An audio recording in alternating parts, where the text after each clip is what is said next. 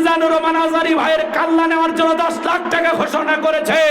আমরা প্রশাসনকে বলতে চাই 24 ঘন্টার মধ্যে ওই পীরকে গ্রেফতার করতে হবে। কথা বলে ঠিক কিনা? ডক্টর মিজানুর রহমান আজারি ভাই এই দেশে এসে মাত্র 2টা প্রোগ্রামে কথা বলেছেন, পেকুয়া কক্সবাজার আর যশোরে আদ্দিন ফাউন্ডেশনের উদ্যোগে যে 3 দিন ব্যাপী ঐতিহাসিক তাফসীরুল কোরআন মাহফিল হয়েছে। আগামী 10 তারিখ সিলেটে নতুন এক ইতিহাস সৃষ্টি হবে। আল্লাহু আকবার বলেন। যে মাঠে আল্লামা সাঈদী হুজুর কথা বলেছেন সেই মাঠে কথা বলবেন ডক্টর মিজানুর রহমান আজহারী। আল্লামা সাঈদী হুজুরের যোগ্য উত্তরসূরি হিসাবে ডক্টর মিজানুর রহমান আজহারী ভাইকে আল্লাহ কবুল করুন। সিলেটে এক নতুন ইতিহাস সৃষ্টি হবে, লক্ষ লক্ষ মানুষ। আল্লাহু আকবার বলেন। আল্লাহু আকবার। বিশ্বাস হয় না আপনাদের? 10 তারিখে বের হবে, এসে গেছে 10 তারিখ। কথা কয় না কেন? এসে গেছে না? রাগ করতেছেন আপনারা? তো ডক্টর মিজানুর রহমান আজহারী ভাই এদেশের রত্ন। তাকে নিয়ে যারা ষড়যন্ত্র করেছিল, দেশ থেকে বিতাড়িত করেছিল, 4.5 বছর এদেশে কোরআনের দাওয়াত দিতে দেয় নাই। আন্তর্জাতিকভাবে আল্লাহ তাআলা তার এই গোলামকে কবুল করেছেন। তার দাওয়াত বন্ধ ছিল না।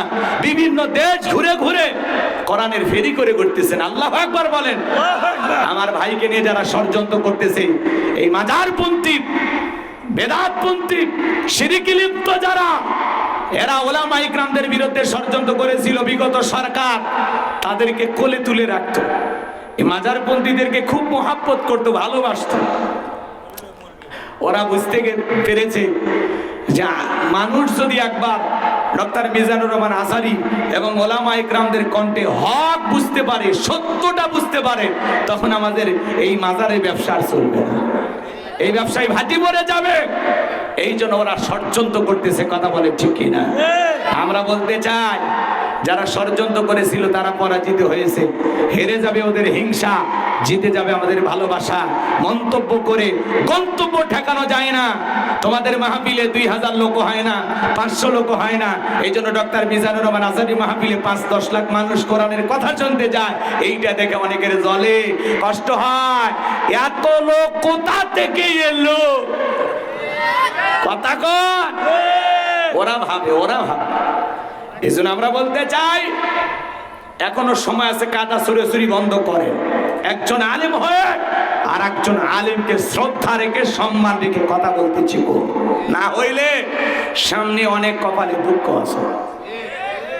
কাদা ছুড়াছুড়ি করা যাবে না। কথা বলে ঠিক না? সকল ঘরানার ওলামা ইকরামদেরকে আল্লাহ পাক সঠিকভাবে এই দেশের দাওয়াতি প্ল্যাটফর্মে কাজ করা তৌফিক দান করুন। চিল্লা বলুন আমিন। আরেকটু চিল্লা বলুন আমিন। এই জন্য ডক্টর মিজানুর রহমান আজহারী ভাইকে নিয়ে যে বাজে মন্তব্য করেছেন, 10 লাখ টাকা ঘোষণা করেছেন, তার কাল্লা এনে দিতে পারলে আমরা প্রশাসনকে বলবো, ভাই এখনো সময় আছে। ডক্টর মিজানুর রহমান আজহারী ভাইয়ের ভক্তরা ময়দানে নামার আগে, আন্দোলন করার আগে এখনো সময় আছে। ওই পীরকে 24 ঘন্টার মধ্যে গ্রেফতার করে। কথা বলে ঠিক না? একটাই দাবি, গ্রেফতার করেন। তাহলে সব মাজার পূজারীরা যারা বিরোধিতা করে এরা ঠান্ডা হয়ে যাবে। কেন আপনি আজহারী সাহেবের পিছে লেগেছেন? কেন? যারা সমালোচনা করে এরা নিচু মনের মানুষ, এরা জীবনে আজহারী হতে পারবে না, কিন্তু সমালোচনা করবে। আরে ভাই, আপনিও ডক্টর মিজানুর রহমান আজহারী ভাইয়ের মতো জনপ্রিয়তা অর্জন করেন, আপনিও চেষ্টা করেন। আপনার মাহফিলে লক্ষ লক্ষ শ্রোতা যাক, আমরা সেই দোয়া করি। আপনি আরেকজনকে দেখে কেন হিংসা করবেন? উনি তো একদিনে মিজানুর রহমান আজহারী হয়নি। মানুষ ভালোবাসে, যুবকেরা পছন্দ করে, তার কথা মানুষের শুনতে ভালো লাগে, এই জন্যই যায়। কথা বলি, আপনি একটু ভালো করে বলেন, চেষ্টা করেন, আপনারা জনপ্রিয়তা হবে ইনশাআল্লাহ। রাগ করতেছেন? এগুলো জনপ্রিয়তা দেখলে অনেকের হিংসা হয়। কি হয়?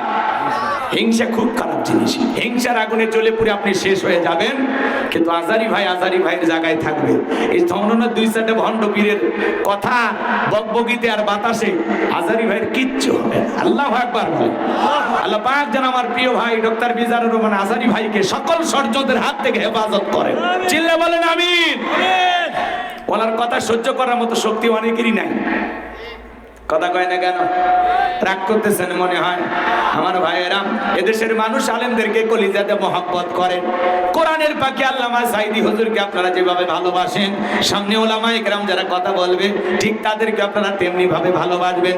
আলেমদের প্রতি মহব্বত আর ভালোবাসা থাকলে বাজান, এই ভালোবাসা মহব্বত আপনাদেরকে কখনো গোমরাহি বানাবে না। কথা বলেন ঠিক কিনা? চলেন না সামনের দিকে যায়। তাহলে আলেম ওলামা হক কথা বললে অনেকের সহ্য হয় না। আলেমদের হক কথা বলতে বাধা দিবে যারা ডিজিটাল আবু জেহেল তারা। ওই যে আবু জেহেল কি স্লোগান ছিল? আল গাউফিহি লাল্লাকুম তাগলিবুন। যেখানে নবী মুহাম্মদ সাল্লাল্লাহু আলাইহি সাল্লাম কোরআনের আলোচনা করবে, ওখানে হট্টগোল সৃষ্টি করো, তালি বাজাও, শীষ দাও, যেভাবে হোক রলক পিটাও, এই আওয়াজ যেন না শুনতে পারে। কোরআন যদি বন্ধ করতে পারো, আমরা কাফেররা বিজয় লাভ করবো। জোরে কর নাউজুবিল্লাহ। আবু জেহেল ষড়যন্ত্র করেছিল, উতবা সাইবা ষড়যন্ত্র করেছিল, ওরা যেমন বন্ধ করতে পারে নাই, ভবিষ্যতে যারা ষড়যন্ত্র করবে এরাও কোরআনকে বন্ধ করতে পারবে না। উল্টো কোরআন বন্ধ করার ষড়যন্ত্র করবে যারা, ক্ষমতার দুয়ার আল্লাহ তাদের বন্ধ করে দিবে। কথা বলে ঠিক কিনা? আমার ভাইয়েরা চলেন সামনের দিকে যায়।